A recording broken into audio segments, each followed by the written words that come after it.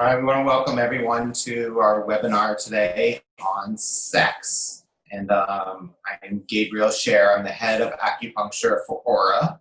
And I have Dr. Janine here with us who's going to join us. And we're just going to have a kind of a back and forth conversation on libido and sex and all the things and how they relate to Chinese medicine. I'm Gabriel again, and I am the head of acupuncture for Aura. I trained in California, and then I lived in China for a while and worked there. And now we have Aura in New York City, so we're all very excited about that, which started a little before the pandemic. And now we continue on after the pandemic, and we're kind of building our voice. And this is a great way to do it. So, Dr. Jean, do you want to introduce yourself and kind of tell me about you and what you kind of focus on? Sure, wonderful. Yes, thank you, Gabriel, for having me, and Aura as well. I'm so thrilled that you've opened such a phenomenal space, especially during these times. Yeah. It's a huge challenge. Yeah, so my name is Dr. Janine Mahon. I currently live in Albuquerque, New Mexico, where I have a practice that's not open at the moment, but will be again.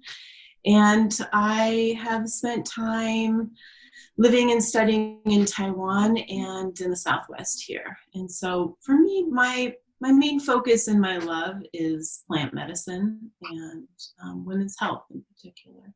So I'm really happy to be here today. Tell me in general, like Chinese medicine, libido. Let's start with that. From my perspective, libido is feeling good.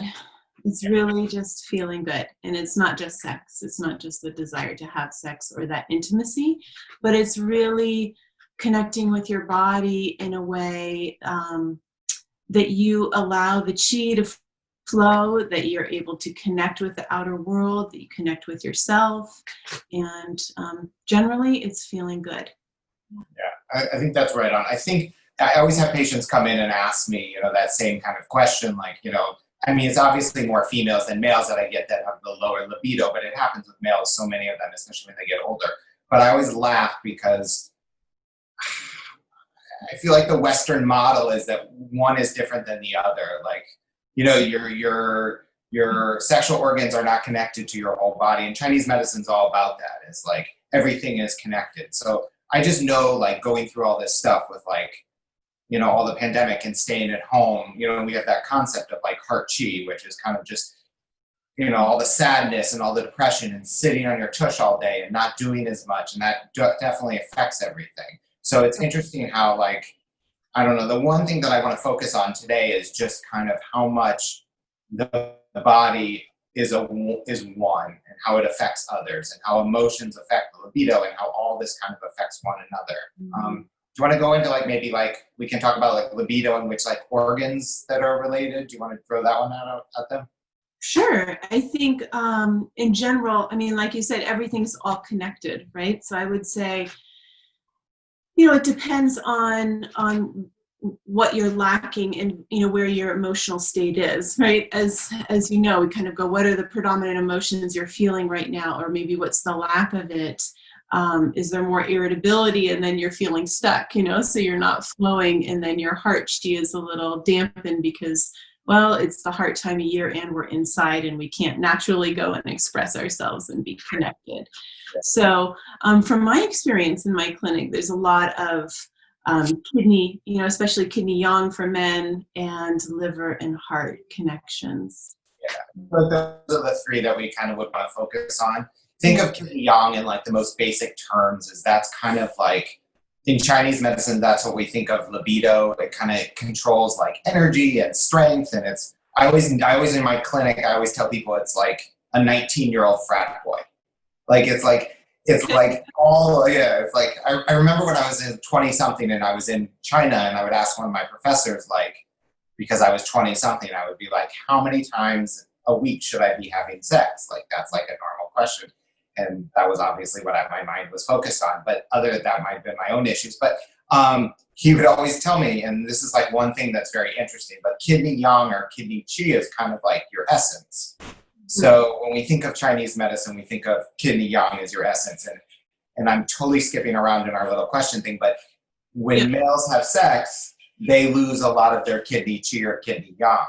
which is Yeah. so interesting. And that comes out, and then it's, you know, the body is kind of like depleted. Where a woman, he always said, women can have sex many times. Yes. And, We have that gift that we're not depleted by our essence, right? And we can really, it's more the energy, do we have it there in the first place? We're not going to lose it, but we really need to cultivate it and keep it. And I think that's why, you know, the male tonic product that we were going to talk about today too is really, it can be used for men and women, but it is, you know, in 50% dose, I would say for women, because we don't have that strong of a kidney yang. It's not the same focus, you know, as for men. And it is, I can understand what you're saying when you're in your early 20s, and men in particular, which, you know, yang, men are more yang in general.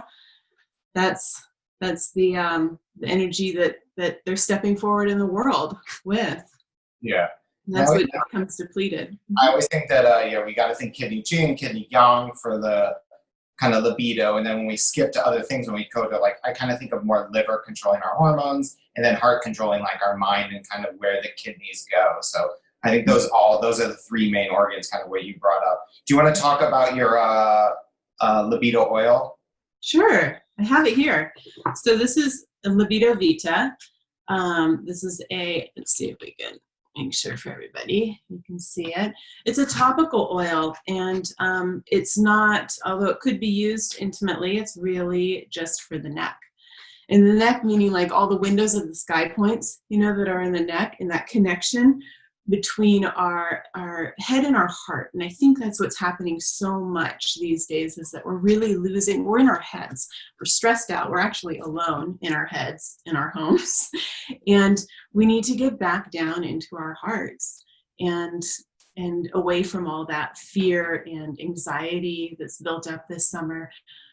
So Libido Vita is really, really a beautiful combination of oils that nourish the heart, nourish the yin in the body. The yin is that, you know, the cooling, the moon, the aspect that we need to be a little bit more internal and take care of ourselves. So with Libido Vita, you just take a few drops, like literally, I think you can see me there, 1 or 2 drops, and put it on the neck, down the side, starting up here and going down the side of the neck on both sides.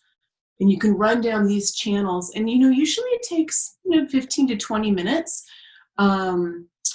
for the herbs to really sink in, and then they start activating throughout the body, and we get this like mind and heart connection again. And that is that feel good feeling. So, you know, with Chinese medicine, you can't really say this is going to work this way every single time. It's saying, today I may have a little more fear and a little more anxiety.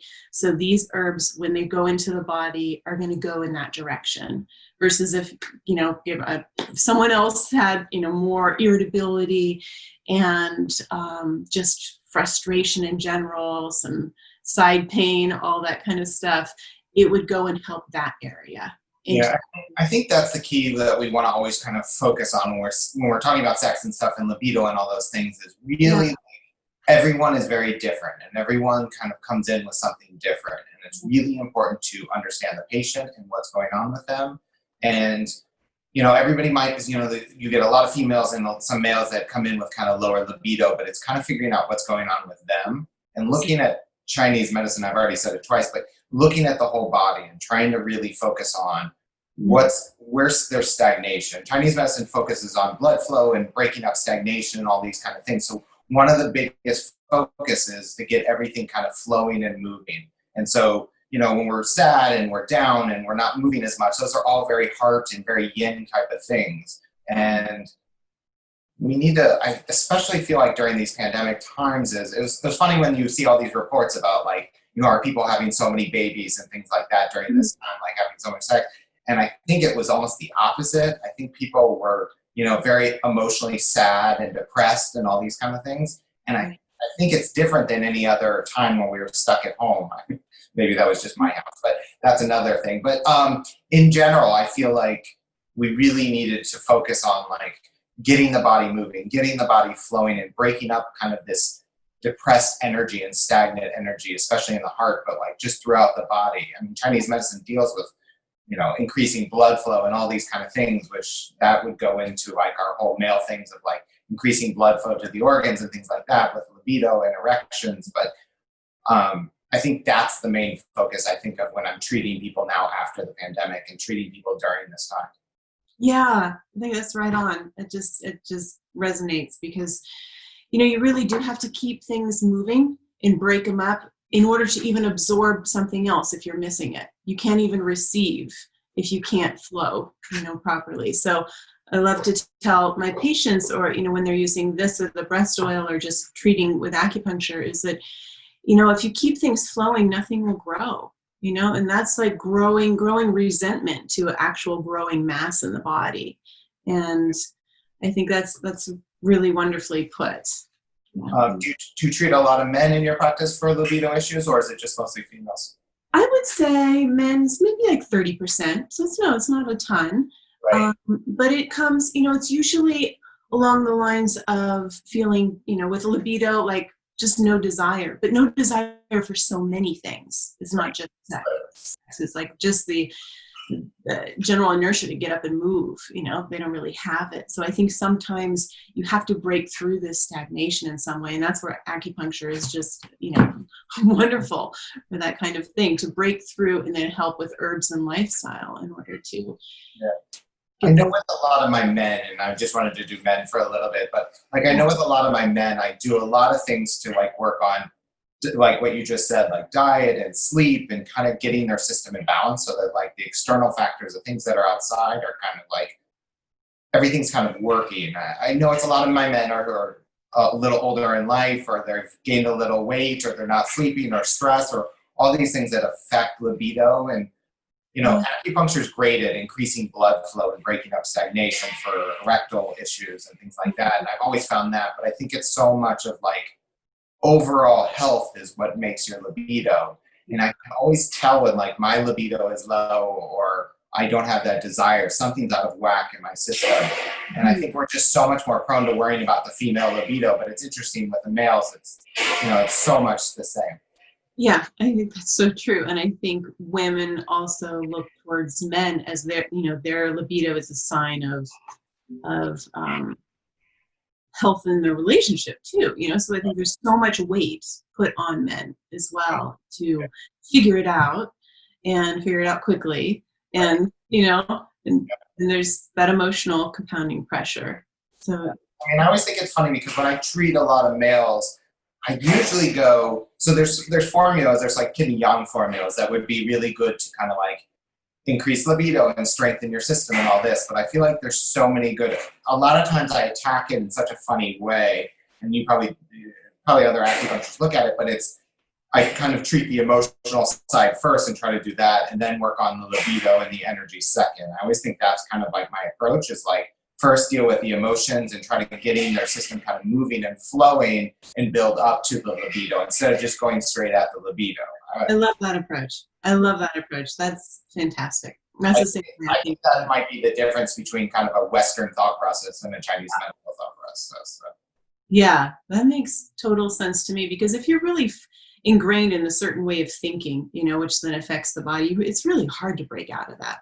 Yeah. I think that's when people ask, what can I do for libido, male or female, and that's for every body. Every body is made up of yin and yang in different ratios. So I think we're looking at we can't really say everything works exactly this way in Chinese medicine just for men or just for women. It's really unique to that physical body, their individual hormones, whether or not they're going through hormone replacement therapy for whatever reason that they need. We look at the body as that individual at that moment in time, and what do they need right then, not what did they need 10 years ago or in the future, or it's so unique. And that's the beauty of it. And that's why it's really hard to do any kind of clinical trials. And so it's different in this country than it is. How do you notice in your patients where the hormones change through? So like, a lot of people watching are going to be in their 20s, 30s, but how do you see, like, with your patients, like just hormones in general changing between, not 20 and 30, but maybe 30, 40, 50. Yeah, menopause, I'm sure you remember in China or in Taiwan, there's really not a word for menopause. Right. It's really a natural process that happens over many, many years. It's not like I hit 45 and now I'm going to go through perimenopause and menopause. So really, I think if we can educate our communities that it can start in your 30s, and it might just be once in a while you start feeling a little warm at night after your cycle ends. Like, it's just the tiniest little hint. And if you as a female can start adding in little tiny things during those early 30s, you're going to sail through menopause without having, those extreme, hot flashes or irritability or insomnia, things that really, I think, because there's so much imbalance in our lifestyle here in regards to menopause, it becomes this kind of feeling that as a woman, once you reach menopause, you're irrelevant. You're kind of washed up, you're done, you're not sexy anymore, there's no desire. And that's so far from the truth. Right. Because really that beauty in Chinese medicine is, okay, as a woman, you stop bleeding every month and giving and letting go of so much vital nutrients that you're like, no, it's time for me. I'm not going to bleed anymore. I'm going to reserve that for myself, and all the wisdom goes up to the head. It's just that balance with the hormones that we don't want it to, things to, the Yin Yang to rush up to the head in a serious hot flash and keep us up all night. Yeah.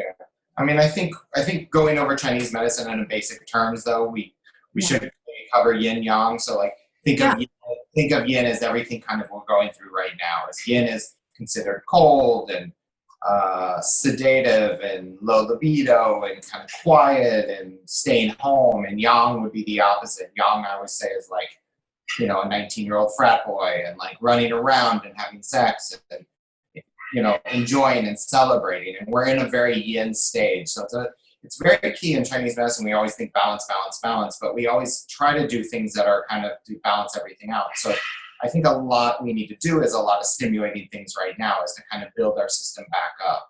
And I think that's really key right now. And I know like a lot of my patients who have come in is like, they just feel so down and stagnant. And it's a lot of like bringing up this yang and bringing out the qi and kind of getting things moving and circulating. And that's kind of like, I think, my main thing. Yeah.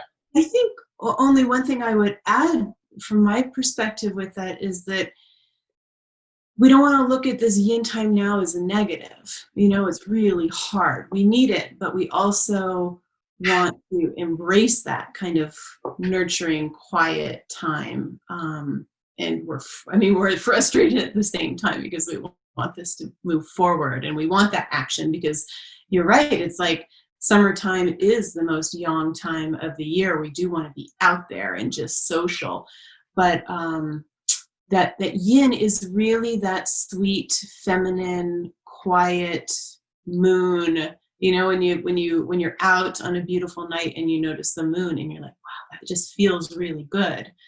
That's really feminine. And I think we don't always slow down in that way to really take care of ourselves. And I think maybe for me personally during this time, because that's not a part of our culture in this country, to really respect and appreciate being quiet and more internal. Like, if you're out there doing stuff, then that kind of says you're productive, and productivity means that you're doing a better job or something like that.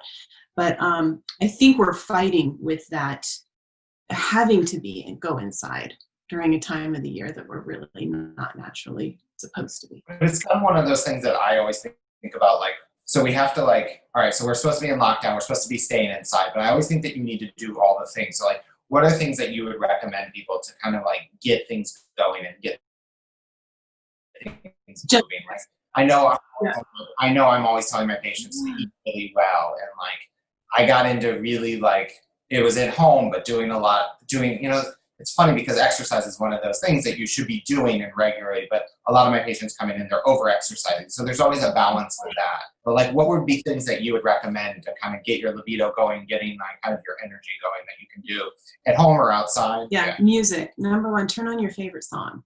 You know that feeling when you're driving in the, I mean, radio's not on that much anymore, but you know, when you're driving in your car and or you just hear a song that you remember from years ago that you loved, that chi, I mean, that love that you feel is that chi running through your body, right? And you're just like, I'm on fire. This is great. So how can you bring that into your home? You know, I don't know, explore new music and just make yourself break through, you know, getting up and jumping around. I mean, so what if you can't like break into your dance moves right then, but like do some jumping jacks, do any kind of twisting those meridians, you know, any kind of roll around on the floor, twist one side to the next.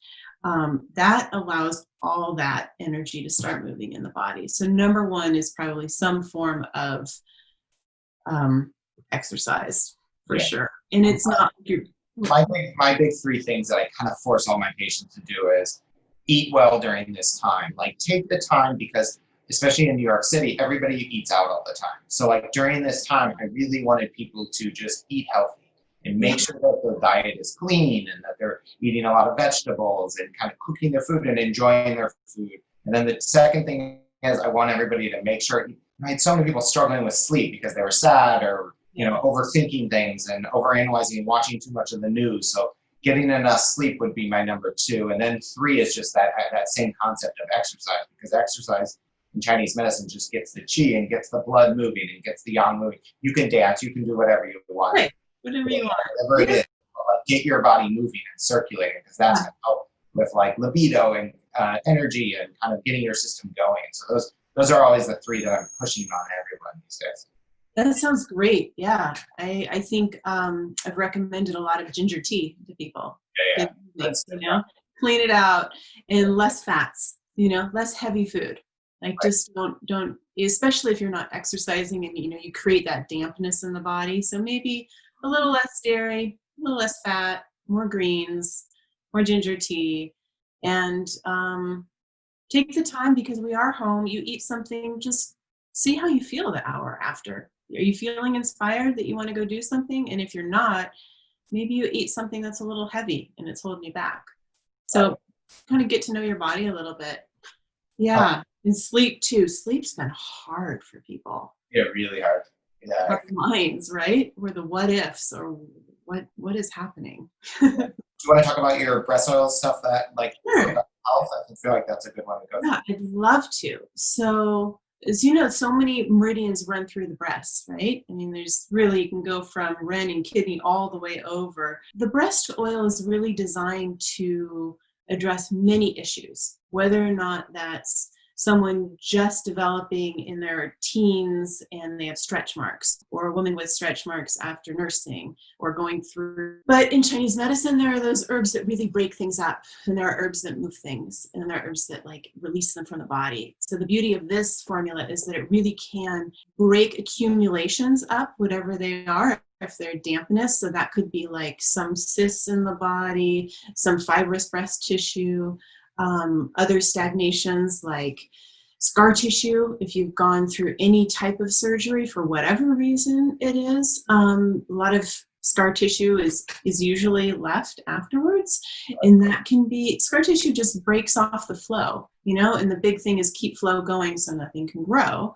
So this formula will really go in, break things up, maintain healthy breast tissue as much as you can. You can't really, you know, doesn't prevent anything, but it can promote healthy breast tissue. And when things are healthy, when tissue is healthy, it's naturally plumper. So that means like breast tissue is plumper, it's fuller, it's full of chi and blood again. And all those meridians that run through that area, they're connected to the liver. So irritability, that's why like PMS, sometimes you get more, you know, pain right before your period starts as things are feeling stagnant. This helps with that. Tenderness and swollen, you know, other issues that come with hormone changes throughout the month. Right. And so the easiest thing is, it takes very little. You put, a half a dropper on your hand. You just rub it in your hand. I like using it in the shower. I recommend that to people because it becomes a ritual. And a lot of times people are really afraid to touch their own breasts. It's easier for them to actually have someone else, an intimate moment, touch their breasts and then kind of get to know it themselves. And a lot of people do self-exams and they'll hold their breath, and go, oh, please, I hope everything's okay. But if we can break through that and start having a relationship where we're breathing, we're getting to know our breast tissue, all the emotions are flowing better, it decreases that chance of something happening, Yeah.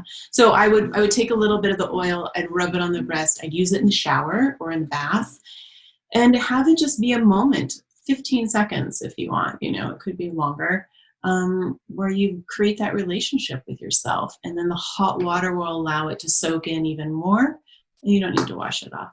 And use it as often. You have something going on, use it daily. But if you don't, once or twice a week, but I find that people just start using it every time, and if they don't do it, they kind of feel like their shower wasn't complete. Got it. Yeah. If you guys have any questions, throw them at us. I know Dr. Janine and I would love to answer any of your good questions. Anything you have recommend for dryness issues for females? For vaginal dryness in particular? Yeah, so the breast oil works great for vaginal dryness. For dry breast dryness. For vaginal dryness is really the Libido product, and the Menopause tincture. And so the Menopause, I have this one here. The Menopause tincture, it's hard when you label a product because you kind of are blocking out other people that it could be beneficial for. So it says hormone balance in menopause.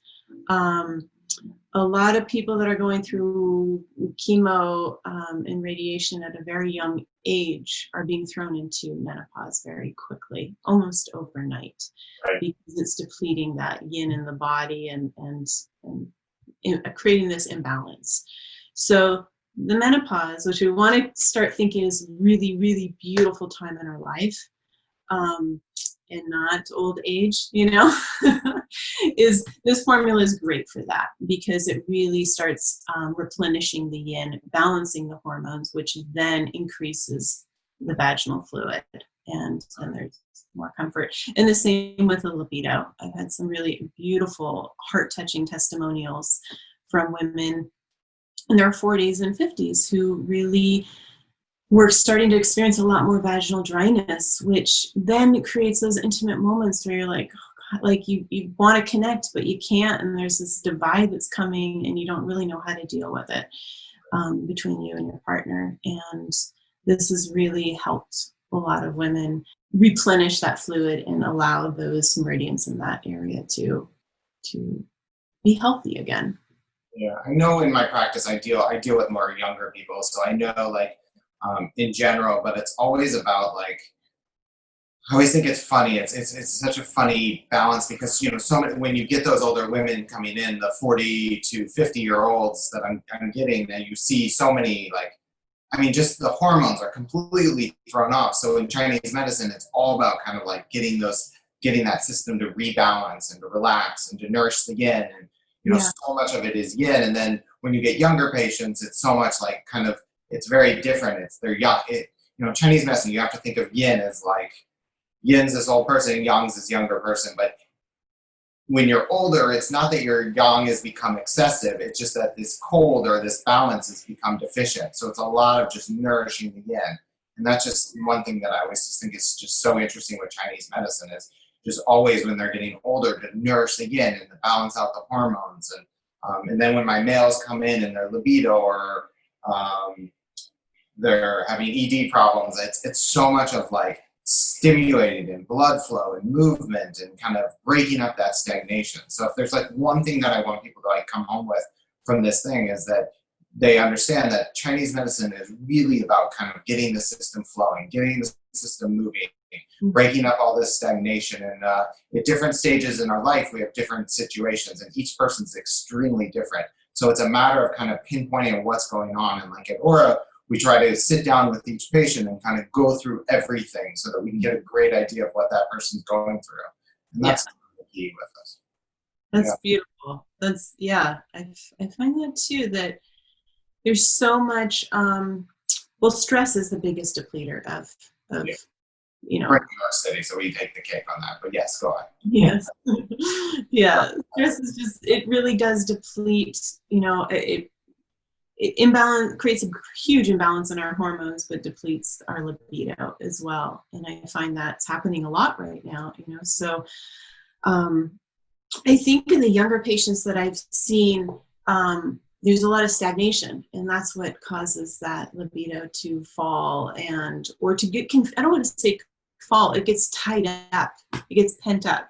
It doesn't know how to move freely. Right.